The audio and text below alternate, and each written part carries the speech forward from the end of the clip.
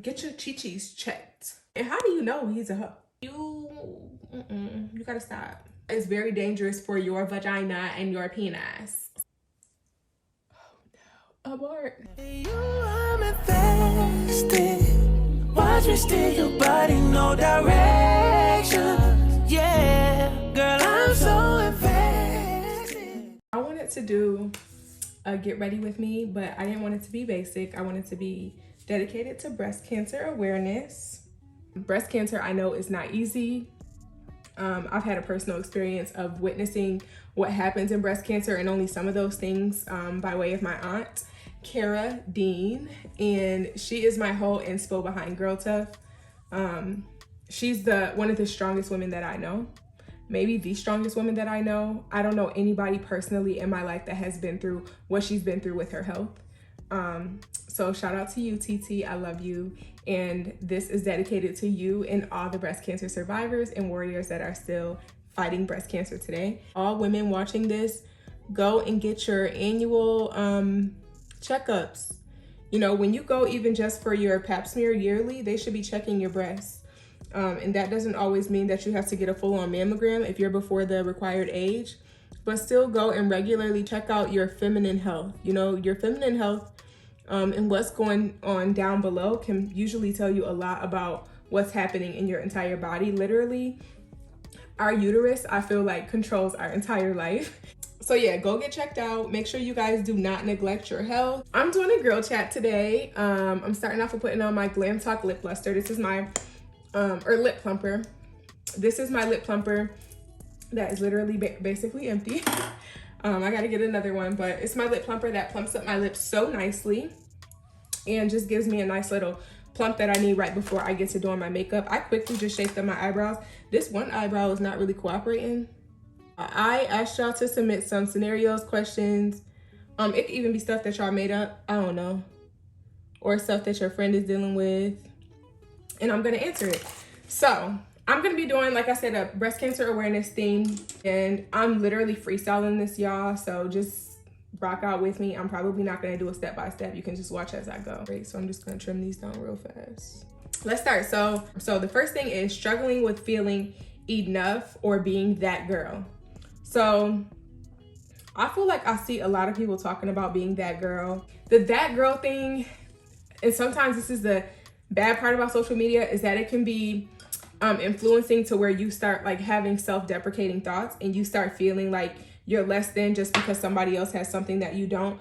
But I'm always trying to tell people, like, the grass is not always greener. The grass is not always greener on the other side. Like, I gave the scenario before on my Instagram.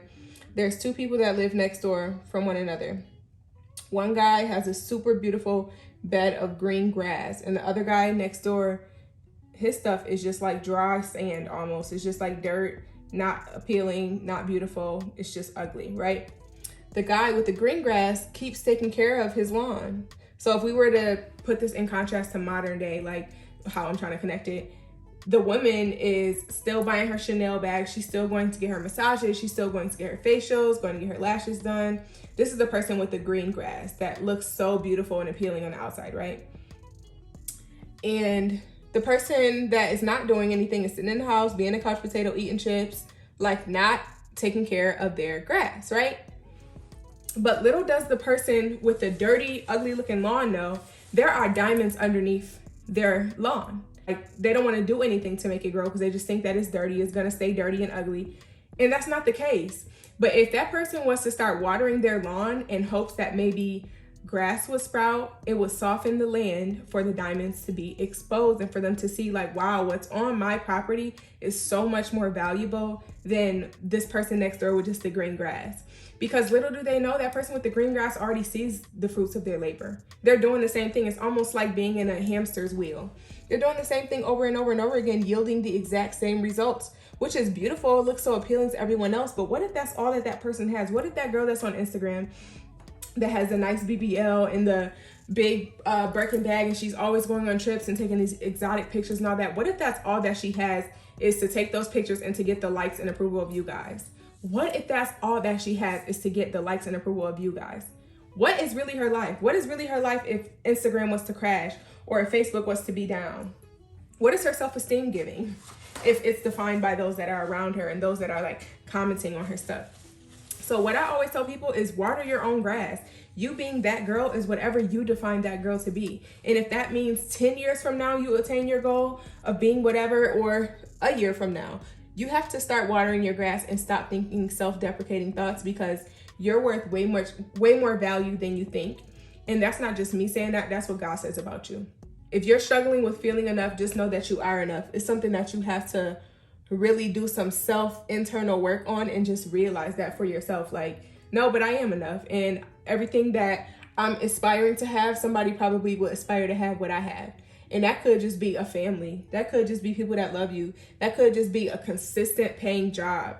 Or so just be appreciative of where you are and don't stop watering your grass. Next scenario says, I like this guy. He's nice, but he doesn't have much going for him. He doesn't know what he wants to do in life. I'm 27, he's 33. Okay, he's 33. I was a little taken aback by the 30 thing. Because we like to say like, oh, there's no age limit to success and all of that, but I feel like you got a lot of time. A lot of people just spend their 20s just BSing and not doing anything to prepare for their future. And that's where the issue is right there. Like, if you want to have a future, you got to start preparing for that early. That's why people are able to take really good retirements, because they've been dedicated to a job for a long time. You know what I mean? Like, they've been putting in the work. Okay, but he doesn't have much going for him. I guess I would need more context to that. Like, what do you mean by much going for him? Do you have more going on than him? Does he talk about any plans? Does he talk about any aspirations? Or is he just saying like, I don't know what I want to do? If he's just completely, I don't know what I want to do, and I'm just trying to figure it out, I'm taking it a day at a time, and you evaluate your wants and desires, and you realize like, no, I want to be married, I want to have a husband, this ain't the man for you, sis. It ain't. He's not the one for you, because at 33, and again, not to put age in it, but age is a factor. Y'all don't want to make it a factor, but it's a factor, because we don't have forever to just, like, we're not immortal, not yet. So we don't just have an eternity, just figure it out. Like, at some point you have to sit down and strategize. What am I going to do? What's going to be my life? Like, what is the deal, basically? And if somebody hasn't taken the time to figure that out, they're probably not on the same page as you. They're not even probably trying to get married, because when you are trying to get married, be a provider, be a father, be a husband, you're going to think about what that means and how to get there. It's kind of like anything else in life. Like, getting married is like a career choice almost. It's something that you have to be in for the long haul, and you have to weigh the pros and cons and really do what it takes to get there. If you want to be a doctor, you know, you can't just go into a hospital and say, hey, I would like to have a job. You have to have prerequisites. You have to put things in line. So that person is probably not very marriage minded. And if so, then maybe that's a conversation that you need to have with them and tell them why, like, you bowing out, because that's not stuff that people get together overnight. Now, if you see a lot of potential in him, then sometimes it takes a good woman to be able to push a man to doing that. But a man also has to be a leader. He has to be a strong leader. So he has to take some initiative on his own. I will say I'm probably like I'm a traditional woman with a modern twist. So I have a lot of traditional values in that a man should be a leader, that I would like at home to not have to be the boss and to be able to follow my husband's lead. But I do feel that a good woman should be able to push a man into his destiny and be able to, like, basically cultivate his gifts to help him to navigate to what's the best thing for him. But I feel like there has to be some get up and go about him, because if he doesn't have it, he just ain't gonna have it. There wasn't a lot of context to this question, so I don't really know what you mean by he don't got a lot going for him. But I'm just gonna assume that he probably just doesn't show any motivation for anything, and you need to figure out basically what you want. And if you want to be married, then yeah, no. And if it's that you just want a friend, you want somebody to kick it with, then that's on you, boo, and that's your prerogative. You're 27. You still have time ahead of you.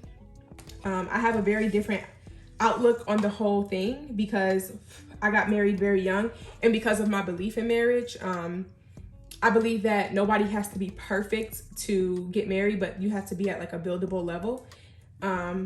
So yeah. All right, next scenario. It says, I like this guy. Is that the same question? Oh, I'm summarizing, y'all. Okay, I like this guy, but he's an atheist.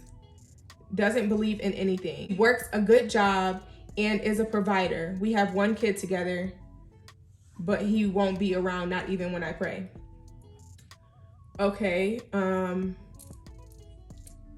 he's an atheist. So I'm gonna imagine that you're a Christian if you're praying.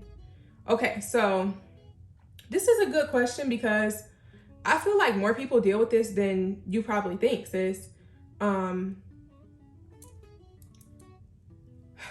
A relationship, for there to be a good foundation, you guys have to be equally yoked. And I know that you guys hear that a lot growing up in the church.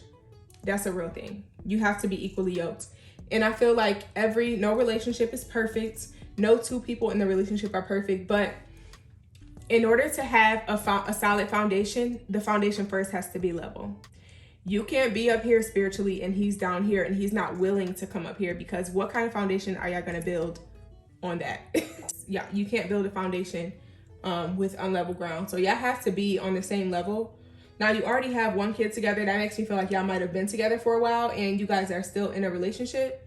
So I guess that's another component to think about. How are you gonna want, and I'm not trying to beat up on nobody, but these are the conversations y'all need to have during the courting phases, before you decide to create a family with these people and like,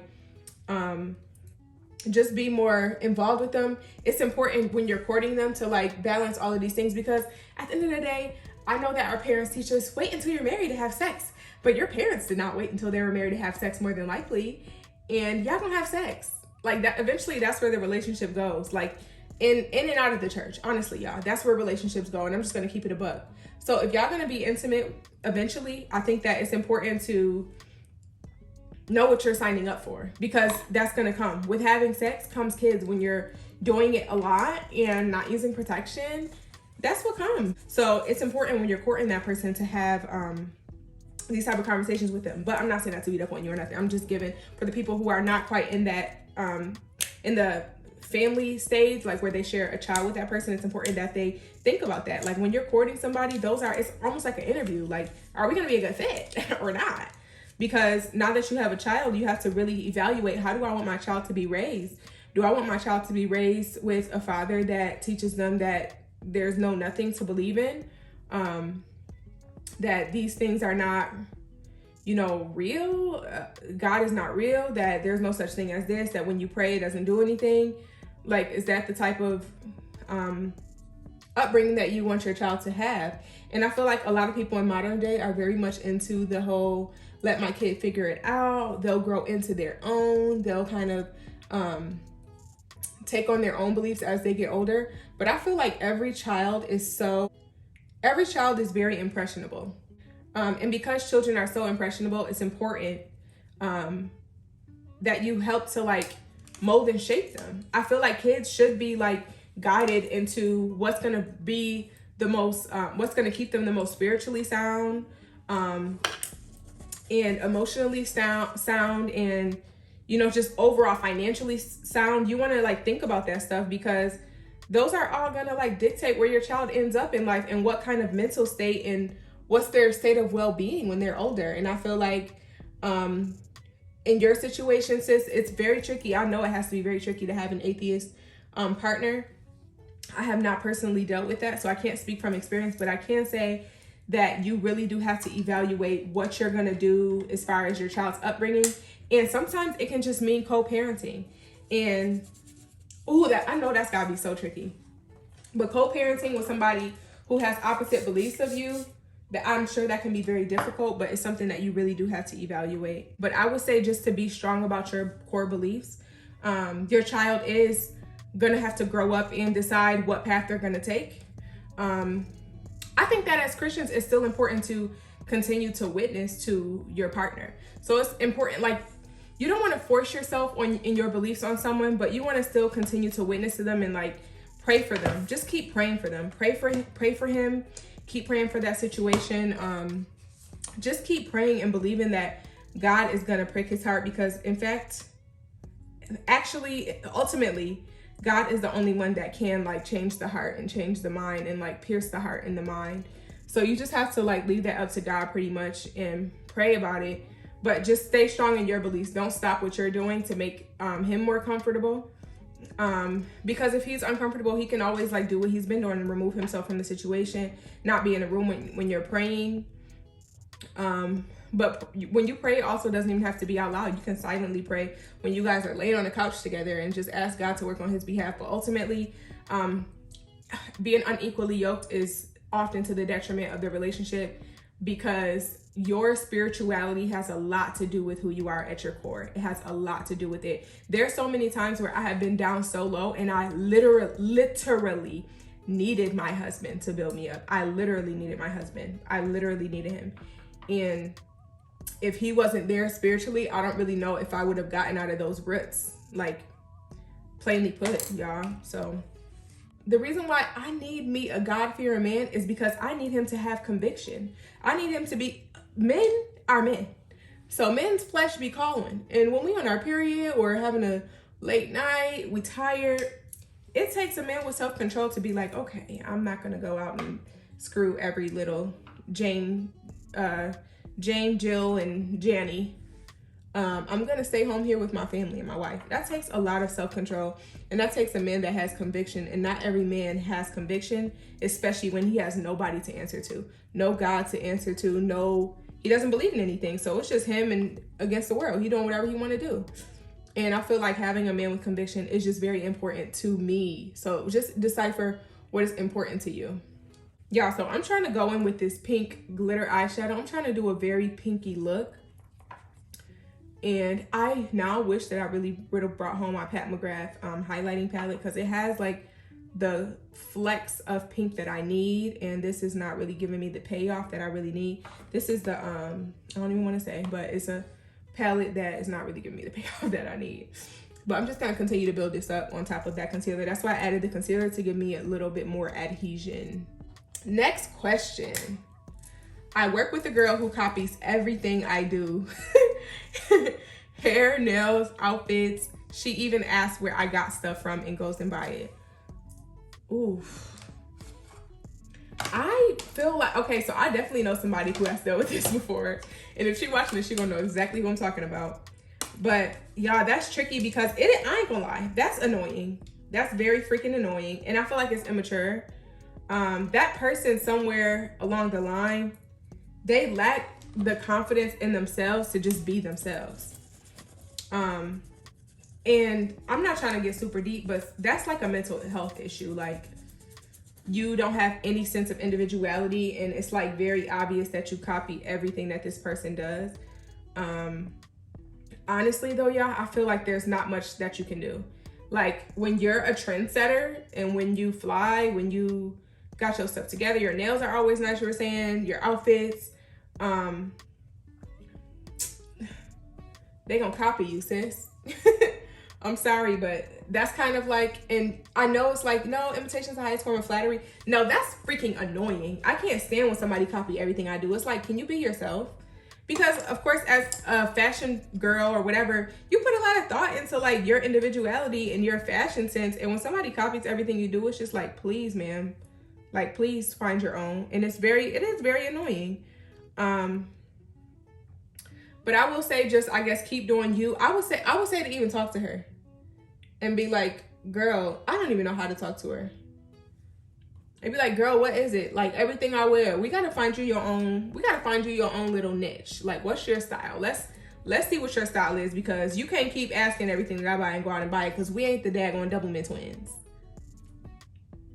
No, I don't know, that's weird. I'm sorry, I really can't even fully answer that question, because I don't even know what I would do in that situation. I feel like I would just be very weirded out and being like, and I have a very big heart, but I do think that like I would be highly annoyed by something like that. Like, highly annoyed. Like, please stop. Talk to her and be like, sis, it's getting out of hand. It's getting out of hand. You gotta stop. We're not the same. We're not twins. I'm gonna take this plum colored, I think this is this a lip liner or eyeliner? This is a lip liner, but I'm gonna use that as an eyeliner today. And I'm gonna put this in my inner waterline. I have what you call monolid eyes, so I don't really have like a defined crease. So I always have to create lots of dimensions on my eyes. That's why I guess it looks a little messy, because it's just like, it just kind of looks like colors are slapped on there when they're really not. All right, so I'm about to take this Buxom eyeshadow that I've had for a long time. Or pink to, ooh, that's so pretty. I wanted to scream, get your chi-chis checked. All right, y'all, just got me some baby wipes from Katie's room. All right, so I'm just gonna clean this up. I know that my friend's man is a hoe. What do I do? She really likes him and they've already done the do. Oh no, abort mission. Okay, so let me take my Smashbox 3.2. This is the Studio Skin. I think this is called Studio Skin. And I might be using too much, I forgot. But I'm gonna take this and put this all over my face first. So, your friend's man is a hoe. Okay, how do you know and your friend don't know? First of all, your friend probably do know that he's a hoe. Sorry, sis, your friend probably is knowingly dating a hoe. Now, this is the thing. If she don't know and she did the do, how long have they been dating? I need context. How long have they been talking? How long have they been like dating? Is it considered dating? Are they doing a casual sex thing? Yeah, I do not understand that about this generation. The casual sex, I don't understand that. There's literally nothing casual about having sex. I don't know where we got off at thinking that. I don't know if it's because like people started having so many bodies and they didn't want to feel bad about it, so they just start saying like it's no feelings attached, it's just casual sex. Or if people was having sex with somebody that they really liked and then the dude cut them off and to stop themselves from feeling bad, or the girl cut them off to stop themselves from feeling bad, it's casual sex. Where did that come from? If a man made that up to manipulate y'all into thinking that like they could be in and out of your vagina, that needs to be out. Like, that's not okay. That's not normal. Like, some people may think that is, but I think that there's nothing casual about sex, because I am a very spiritually inclined woman, and I know that everything is natural and then spiritual. So you might be, you picking up some type of spirit from them. It's a spiritual exchange when you have sex with them, because you're vulnerable, you have a release, they have a release. It's a spiritual thing. And if you don't think it is, then that's just on you in your individual walk with or without Christ. But yeah, there's nothing casual about having sex. So if they've already done the do, why didn't you tell her sooner? What is your reservation? I know, okay, so when somebody really likes a guy, I know it can be tricky to tell them, but you always feel worse when you didn't tell them. You're always gonna feel way worse when you didn't tell them, and then later they're experiencing a heartbreak. You kind of feel guilty, even though it's not even your problem, for real. But if that's your best friend, yeah, my best friend's man, if that's your best friend, sis, I think that you should tell her sooner than later, because it's not like she can undo having sex with him, but she can determine like if he's been transparent. She can tell you, oh yeah, he told me about sleeping he had in the past and I'm cool with that. Or she could have been completely bamboozled by the man, but at least she won't keep giving herself to him intimately if he's completely undeserving and subjecting her to all kinds of viruses and freaking sexually transmitted diseases. Because that's really what it is when y'all having casual sex. You don't want to put no title on it. You don't want to say that's your man, but if he has sex with somebody else and then brings back home, not home, but then have sex with you after, and he gives you, let's just say at the very bare minimum, bacterial vaginosis, and your pH is all messed up, then you looking at him crazy. But it's just like, oh, but y'all y'all don't do nothing but have sex. Like, what do y'all do? Y'all eat, Netflix, and have sex. So what do you expect? How's somebody gonna be transparent? Or even if he's doing that with you, he's doing that with everybody else. So he's not delving into their sex history. Like, that's dangerous. Y'all, the casual sex thing, just the hooking up casually, that is very dangerous for your vagina and your penis. So you should stop. And you should like really value your vagina more than to just give it to anybody before you even know them. Like, I'm not sorry. Men should still earn you. I don't feel like your vagina is just a freaking cubic zirconia that should go to anybody. It is a diamond. It is hidden to where we have to literally open Pandora's box for somebody to experience it. So it's not something you could just go and, it's not just a hole in your face where somebody can just go and stick it in and run away. No, it's a very sacred thing. You have to start valuing your penis and your vagina to where you're not just giving it to anybody. Not only spiritually, but naturally as well. Like, not everybody is just deserving of you. So I feel like you should definitely tell your friend. And y'all should have a conversation about it. And if she chooses to be with him, I don't know, maybe that's something that you should evaluate. I don't know, maybe y'all should tell me your opinion too. Do you feel like you could be friends with people who like don't have a lot in common with you? And I'm not talking about like little stuff. Like, for instance, I have friends that are single and I'm married, and I have friends that have never been in a committed relationship and I'm married. So like I could still be friends with them. I could still be cool with them. But I think best friend is a different level where y'all have to have like at least common core values. Not that both of y'all have to be married or both of y'all have to be in the same relationship status, but y'all have to at least like agree on the same values. Like, we don't date dudes that just be out here hoeing and like, you know, stuff like that. Y'all have to at least have like the same common values, because if not, if you were to come into a crossroads, your best friend could potentially give you advice that is completely against your moral compass and really jack you up and make you just feel like crap because you listen to your best friend.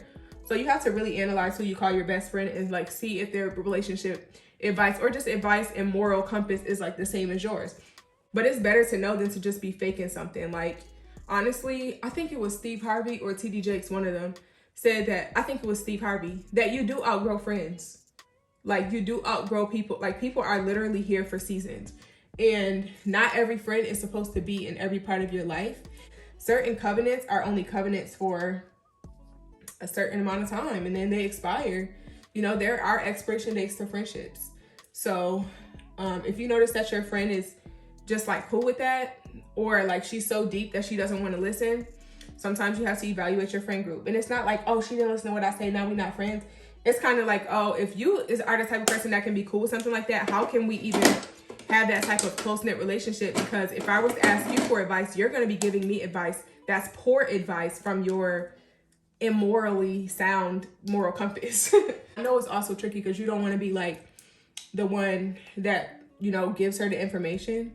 But it's like, if you know your friend, how do you know he's a hoe? You must have heard it from somebody or seen him. You something happened. Not saying you been with the man, but something happened there. Something going on right there. Okay, last scenario that I'm going to go over is, I want to quit my job and work for myself, but don't know where to start. I'm not good at anything in particular, but I do enjoy the freedom of entrepreneurship. Sheesh. So much to be said here. I imagine that this person asked me this question because they see that I'm an entrepreneur.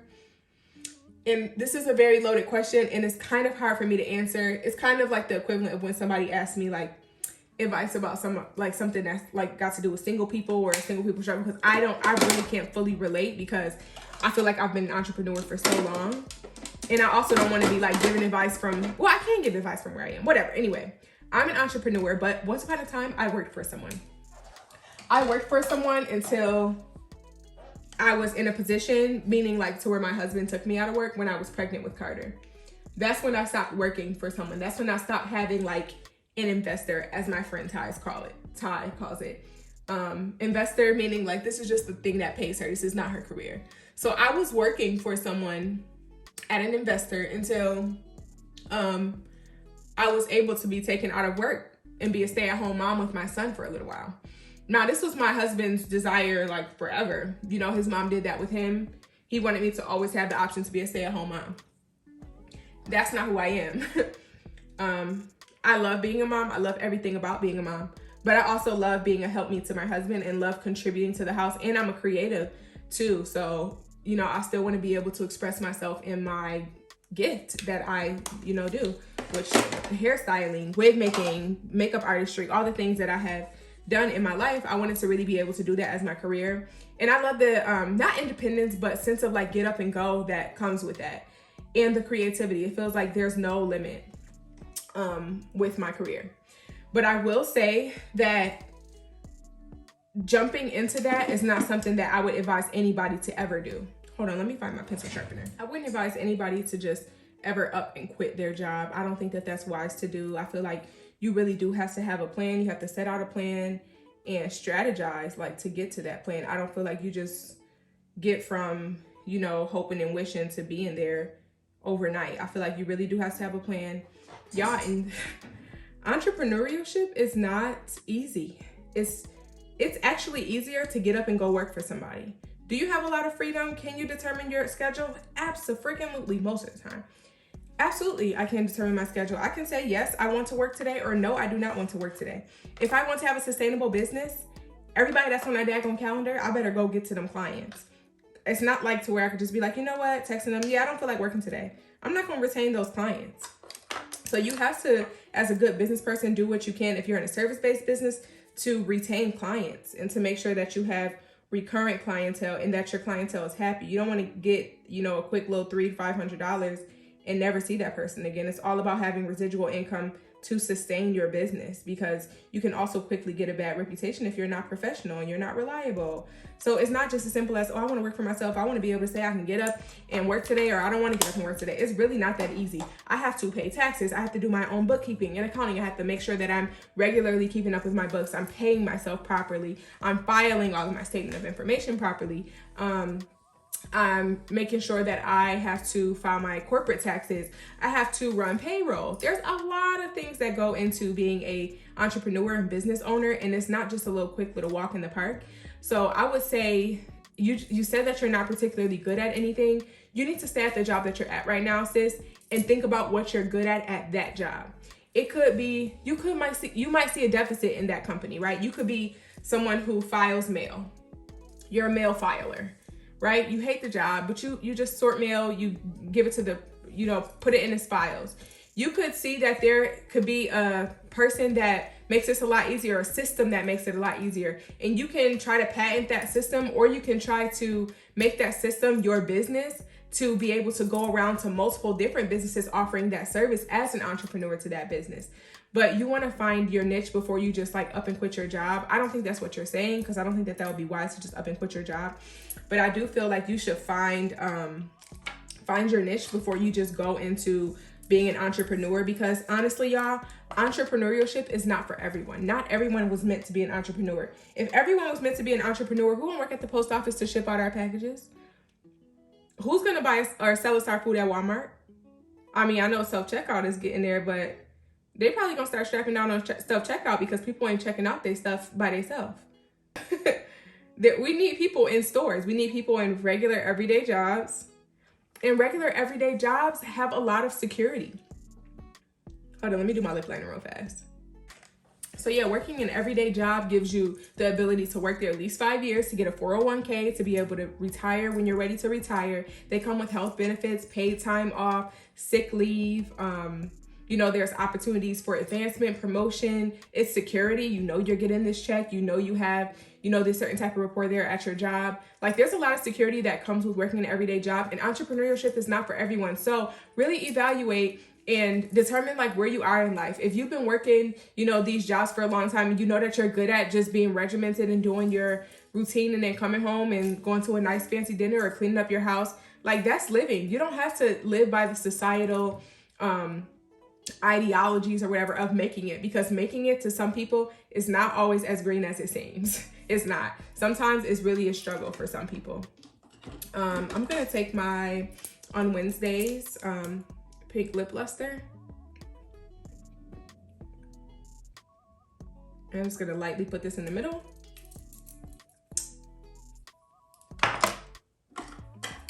And I'm gonna top it with Boo You. So just give me a little mauvey lip. All right, so yeah, working for someone might be a better option for you.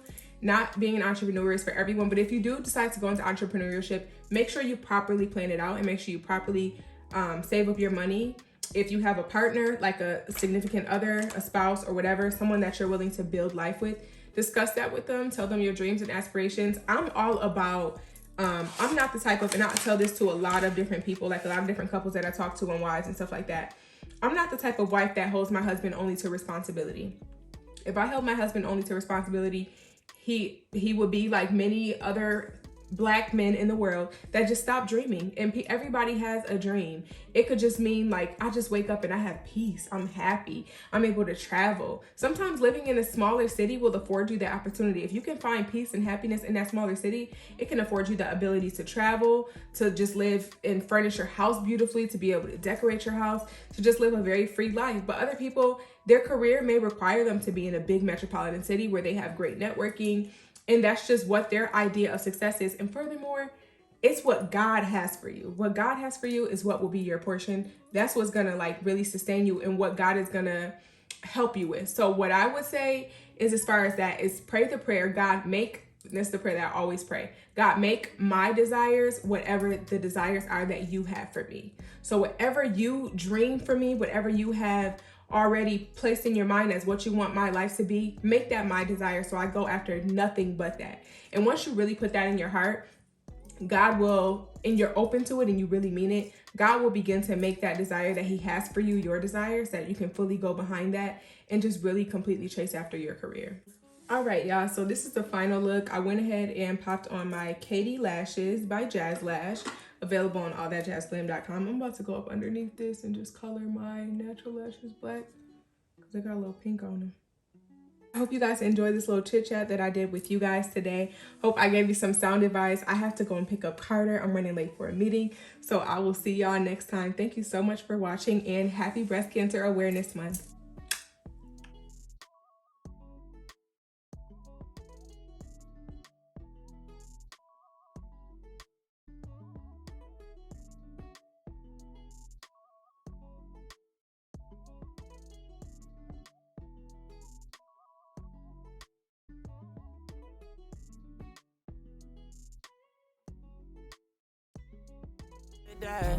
All that jazz.